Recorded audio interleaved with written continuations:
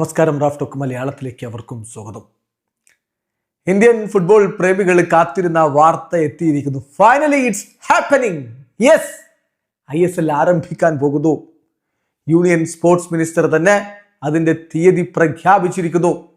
ഇന്ന് AFF-ഉം ക്ലബ്ബുകളും തമ്മിൽ മീറ്റിംഗ് ഉണ്ടായിരുന്നു. അതിനുശേഷം ക്ലബ്ബുകൾ സ്പോർട്സ് മിനിസ്റ്ററിയുമായിട്ട് മീറ്റിംഗ് നടത്തിയിരുന്നു.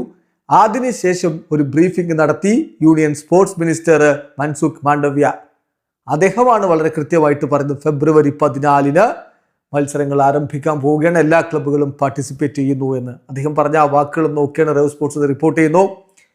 ഞങ്ങൾ ഫുട്ബോൾ ക്ലബ്ബ് ഓണേഴ്സുമായിട്ടൊരു മീറ്റിംഗ് നടത്തിയിട്ടുണ്ടായിരുന്നു. അതിലൂടെ തീരുമാനിച്ചത് the Indian super league will begin on February 14.